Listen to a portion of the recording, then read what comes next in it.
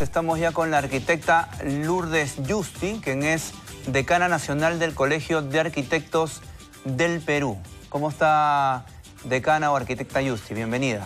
Gracias por estar acá. Muchas gracias, buenas noches, Luis, a ti y a todos los televidentes. Bien, a ver, ahí en una de las recomendaciones de hace algunos instantes se hablaba, ¿no?, de que la gente se aleje, ¿no?, de los cauces, de los ríos, podríamos decir también el tema de las quebradas, en fin. Y vemos que eso ocurre y que está ocurriendo en estos momentos en nuestra capital y en nuestro país, ¿cierto? Y anteriormente, cuando se han producido estos desbordes o estos huaicos, hemos visto también la destrucción, la tragedia que se ha generado con pérdida de vidas humanas, en fin, por haberse construido precisamente en zonas que están prohibidas, ¿cierto? Usted, como especialista en este tema, por ejemplo, ¿cuál sería su primera opinión a raíz de esta situación? Bueno, mi primera opinión sería que deberíamos tener una decisión política y una autoridad firme a todo nivel. Gobierno, ministerio, gobierno regional, municipalidades, para decir basta ya de seguir permitiendo que se ubiquen viviendas en zonas de alto riesgo, que no es mitigable, que es lo que ha venido sucediendo en los últimos años. Como no hay un problema, como no hay una solución, un planteamiento para solucionar el problema de la vivienda de interés social prioritaria, nuestros pobladores se ubican donde pueden. Así es. Luego vienen las elecciones, el alcalde de turno que está votando, que busca votos y los formalizan. Vota por mí y no te preocupes que yo luego te soluciono tu problema y te formalizo y te vas a quedar ahí, ¿no? Tremenda irresponsabilidad también. Exactamente. Entonces, es evidente que se requiere reubicar a las personas que están en las orillas de los ríos, en zonas de cauce, y evitar estas tragedias que vemos cada cierto tiempo cuando vemos deslizamientos, huaicos, etcétera. Bueno, pero hasta el momento lamentablemente no hay una solución, ¿no? Y es bien complicado eso, porque hace cuántos años hablamos que siempre ocurren estos temas de las lluvias, luego, bueno, los deslizamientos, los huaicos, los desbordes de los ríos, se dice, ¿no? Reubicación, vamos a reubicar a estas personas, a este grupo humano, y al final todo queda ahí, nunca se concreta. Mire, justamente como Colegio de Arquitectos, ayer estábamos en una reunión de trabajo viendo la problemática no solo de Lima, sino de Ica. Ahora también, en estos momentos, Ica está con algunas de las avenidas principales como riachuelos. Sí, claro, claro. ¿No es cierto? Entonces veíamos qué solución se puede plantear. Y ya habían acudido a las autoridades para poder ser partícipes de ciertos bonos que da el Ministerio de Vivienda. Pero estos bonos solamente son cuando ya se produjo el desastre. Cuando la vivienda ya se perdió, recién ahí se activan. Y lo que nosotros necesitamos es prevenir. Y cuando vemos estas pistas que están aquí en las imágenes, vemos dónde están las canaletas. No debería sorprendernos que caiga la lluvia. Lo que debemos hacer es prepararnos. Entonces vemos ahí, por ejemplo, unas pistas de asfalto que no tienen ningún nivel de absorción. Si observan, no vemos ninguna canaleta a los costados donde puedan fluir las aguas de las lluvias e ir, por ejemplo, para lugares de regadío, hacia los ríos, etcétera. Y nosotros pensamos, desde el Colegio de Arquitectos, que lo que se necesita es, desde el momento que se plantean los proyectos, hacerlos con buena calidad. Y quería decirle al público de ustedes, para decirles algo positivo, porque estamos cansados de escuchar tanta cosa negativa. A ver, díganos. En enero se acaba de publicar el nuevo reglamento de la Ley de Contrataciones Públicas del Estado. Decreto Supremo 009-2025-EF. ¿Qué significa eso? A ver. Esto trae una cosa muy positiva para nuestro país. Luego de 30 a 40 años, se va a evaluar en las licitaciones la calidad del proyecto. ¿Pueden creer ustedes que cuando se dan las obras actualmente, voy a hacer un hospital, un colegio, unas pistas, etcétera, no se evalúa cuál es el diseño que me van a entregar? ¿En serio? Es increíble, pero así se ha venido otorgando las obras en nuestro país, porque el precio es barato, a veces, acabamos de ver en el puente Miraflores, por 0,1 sol, 1 céntimo, se otorgó una obra porque era barata. Pero ¿cuál es el diseño que me van a entregar? No se evaluaba. Entonces... Y así esté mal, quedaba así, punto. Sí, y además cuando una empresa constructora recibía un expediente técnico, ¿no?, con todas las deficiencias que podría tener y que tienen, no podía ni siquiera cambiarlo o plantear mejoras o innovaciones. En serio, pero bueno, eso ya es increíble. Con la negligencia, por supuesto, ¿no? Es que así ha sido nuestro país. Desde el Colegio de Arquitectos, le comento, venimos 3, 4 años trabajando esto y hemos sido escuchados por el Ministerio de Economía. Hemos encontrado un excelente equipo de profesionales que los hay en nuestro poder ejecutivo y en todos los diferentes niveles. No todo es corrupto. También hay algunas cosas que se hacen bien. Bueno, felicitamos entonces esta iniciativa. Y eso, digamos, ¿qué significa puntualmente? ¿Cuál es la importancia de esto que se ¿Cuál es la importancia que viene? Mire, se abre ahora una nueva modalidad de contrataciones públicas, en la cual se va a poder evaluar primero un concurso de solo diseño. Entonces, una vez se va a poder partir en 2. Por ejemplo, pensemos cuáles son las obras más emblemáticas, mejores construidas de repente de nuestra ciudad, en Lima.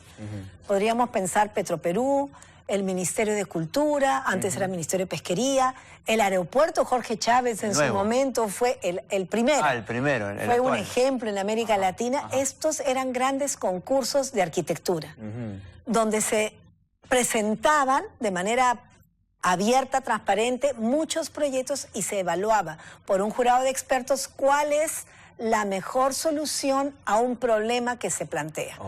¿No? Eso volverá, recién ahora se va a volver a permitir. Hacer concursos de arquitectura, hacer concursos de ideas y en los expedientes técnicos, las licitaciones sobre un puntaje de 100 puntos, saldrá un puntaje hasta de 80. Siempre el precio va a ser lógicamente... va a haber un tope y se tiene que respetar, ¿no? Pero ya no solamente el precio, sino el precio y qué me estás dando a cambio. Una pista que no tiene canaletas, una pista de asfalto que no tiene ningún mínimo de absorción, me estás dando veredas en las cuales estoy exponiendo a los pobladores porque son resbalosas. Eso no se venía evaluando. Mira, qué interesante eso que está compartiendo con nosotros, ¿no? Y a raíz, por ejemplo, de esos ejemplos que están mencionando, que tiene que ver al final con el sistema de drenaje, digamos, ¿no? De la población o de nuestras ciudades, y a raíz de lo que ha ocurrido hoy, ¿no? Desde temprano, con esta llovizna y que se ha mantenido un poco más intensa, un poco más tenue, en fin, pero se ha mantenido durante tantas horas, de forma continua. Lima no está preparada para una cantidad así de horas de lluvias continuas, ¿cierto? El norte también ya ha quedado demostrado que no. Cuando llovía o llueve en Trujillo, en Piura, en Tumbes, habían zonas que se inundaban de una forma impresionante, hasta 2 metros creo de profundidad. Yo mismo pude tener la oportunidad de ir a cubrir una vez en Piura y el agua me llegaba hasta el cuello prácticamente cuando quería cruzar una parte. ¿Por qué ocurre eso? ¿Por qué nos pasa esa situación? ¿Quién está a cargo de las decisiones y de gestionar los expedientes? Lo que vemos, como hemos escuchado hace un momento a Amalia Moreno y a Carol Neuhaus, es que una y otra vez seguimos repitiendo los mismos errores en nuestro país.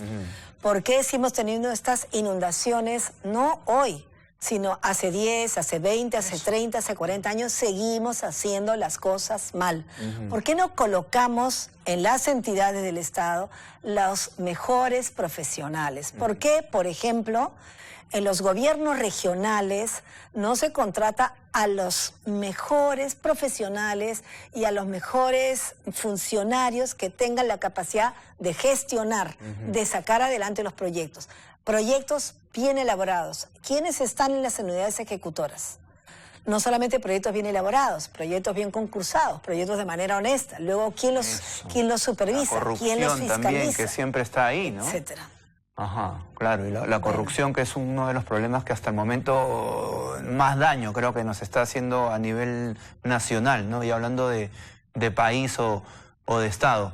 Digamos, ¿qué recomendaría usted como experta, como profesional, en el tema, por ejemplo, del diseño, ¿no? De nuestra capital, por ejemplo. A ver, ¿cuáles son los errores que usted nota ahí, los más saltantes? Un ranking, a ver.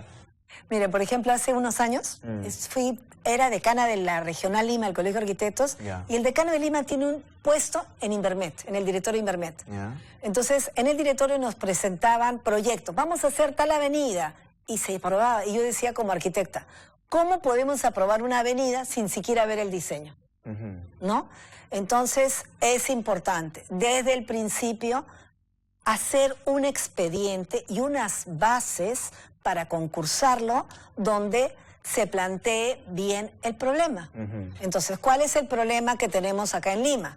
Estamos viendo ahí, como en otras ciudades, que nuestras pistas, nuestras vías no están preparadas para la lluvia. ¿Qué es lo que se tiene que hacer? Un expediente donde tenga como requisito no solamente hacer una capa de asfalto, sino hacer vías, ¿no?, donde se solucionen los temas de manera integral.